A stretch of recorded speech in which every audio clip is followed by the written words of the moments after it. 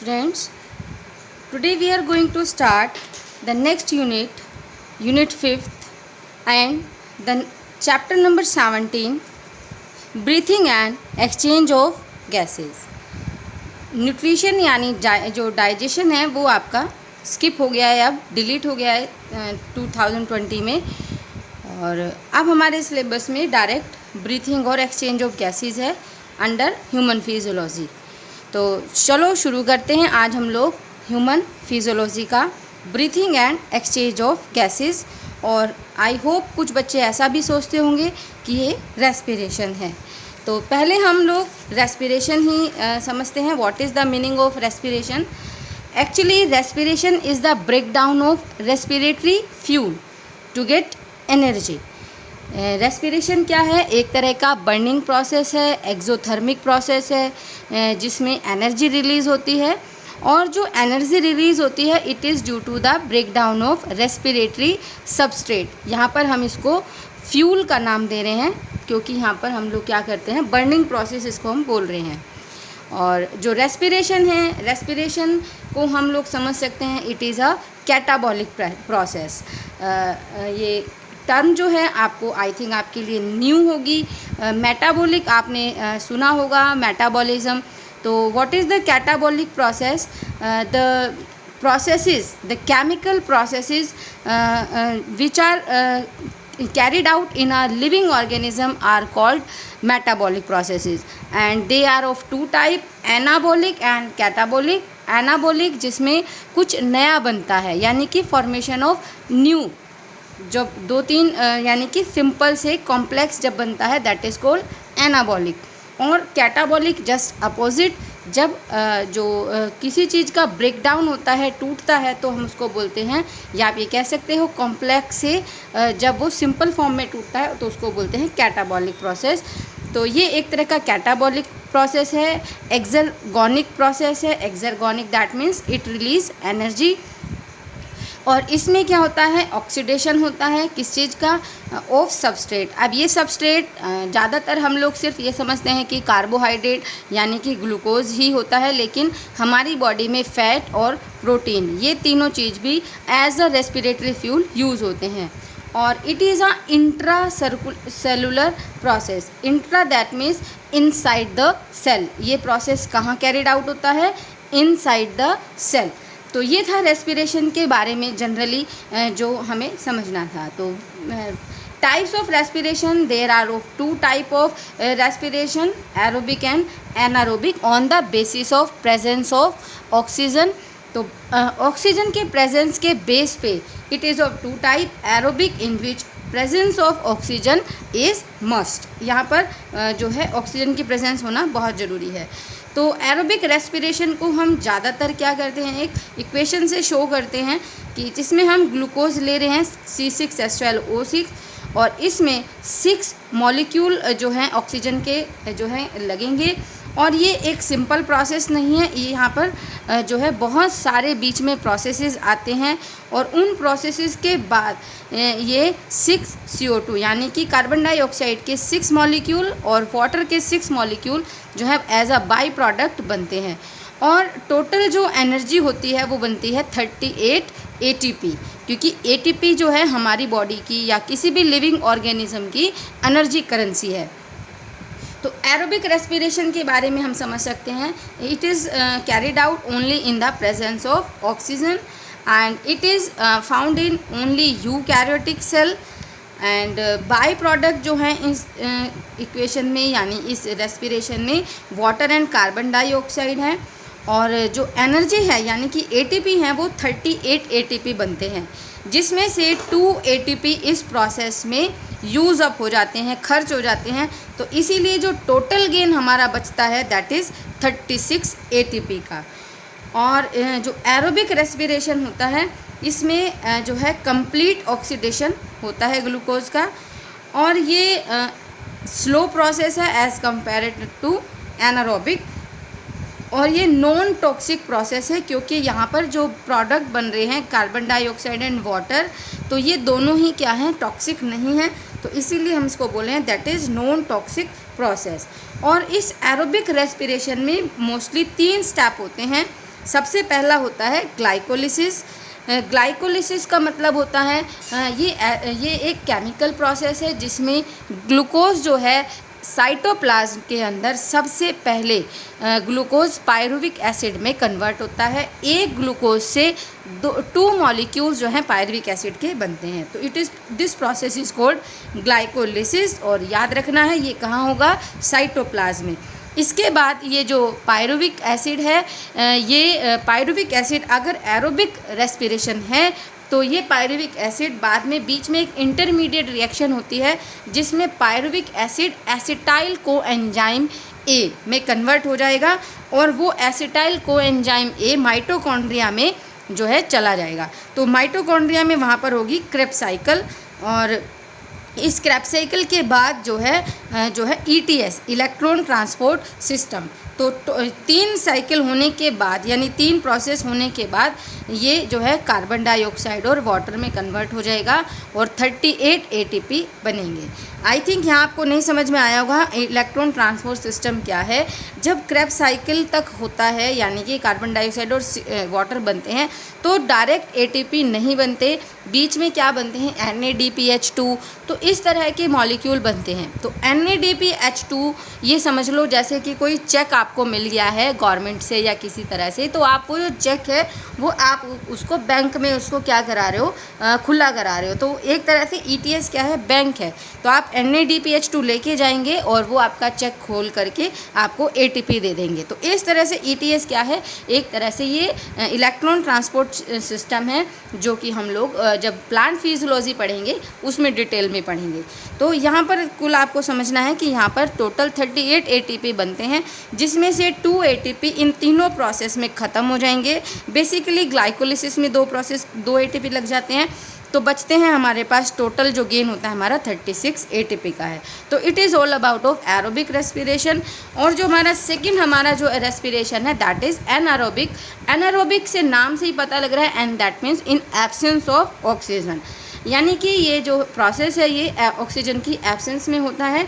और यहाँ पर हम लोग क्या बना रहे हैं, यहाँ पर जो हमारी इक्वेशन है वो रिप्रेजेंट कर रही है कि यहाँ पर जब ग्लूकोज होता है तो ग्लूकोज का कंप्लीट ब्रेकडाउन नहीं होता, और यहाँ पर कार्बन डाइऑक्साइड के 2 मॉलिक्यूल बनते हैं, और यहाँ पर जो है 2 मॉलिक्यूल है ये इथाइल अल्कोहल के बन रहे हैं। तो इथाइल अल्कोहल के 2 मॉलिक्यूल बन रहे हैं, 2 मॉलिक्यूल यहाँ पर कार्बन डाइऑक्साइड के, और यहाँ ध्यान से देखिए कि 2 ATP ही गेन हो रहे हैं, टोटल 2 ATP केवल गेन हो रहे हैं यहाँ पर, और एब्सेंस ऑफ ऑक्सीजन में हो रहा है। यानी कि ये जो प्रोसेस है इसमें बहुत ज़्यादा ही कम एनर्जी निकलती है।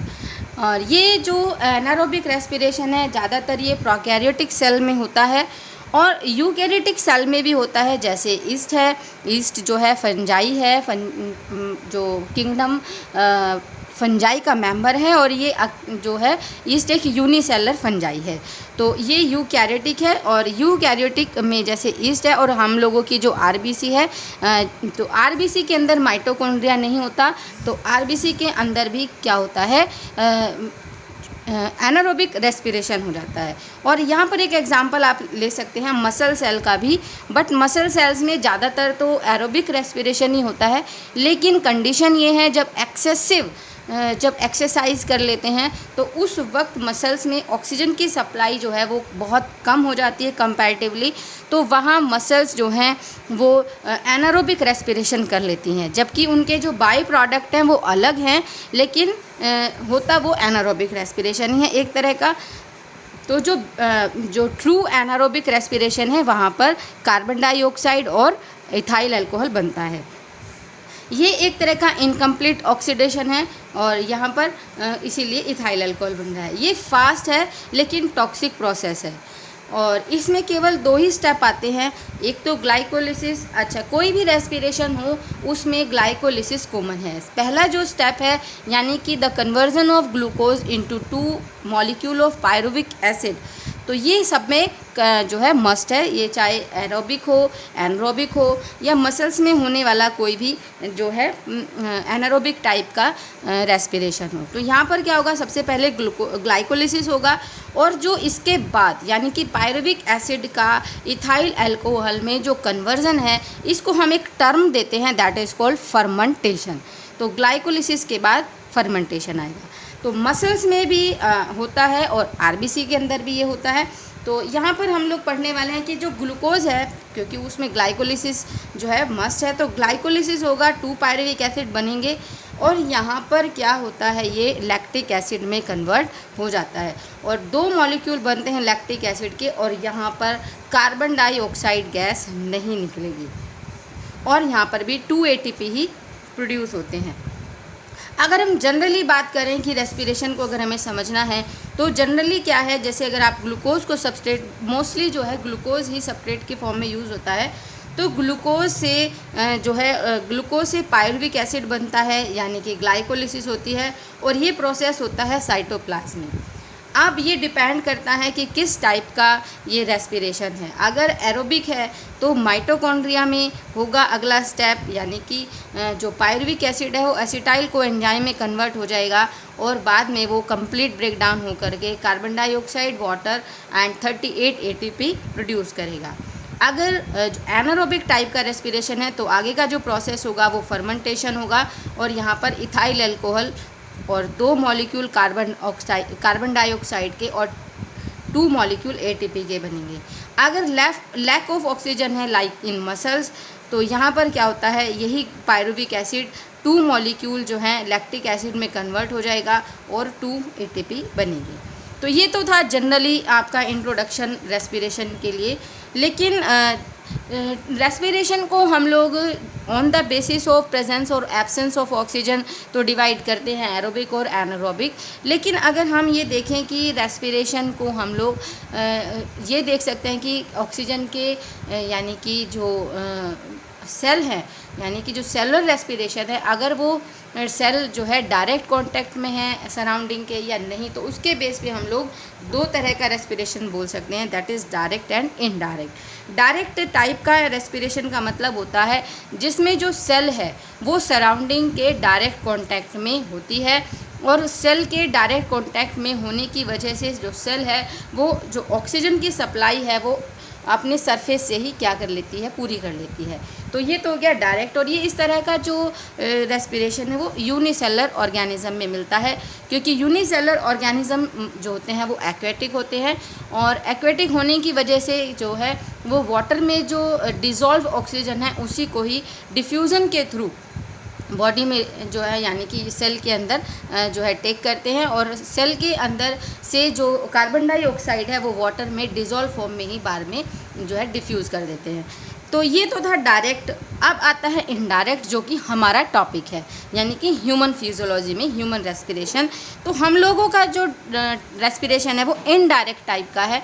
जो ह्यूमन बीइंग है वो बहुत कॉम्प्लेक्स टाइप के ऑर्गेनिज्म हैं और ह्यूमन बीइंग में क्या होता है, हर एक सेल का पॉसिबल नहीं है डायरेक्ट कांटेक्ट में आना, सराउंडिंग में आना।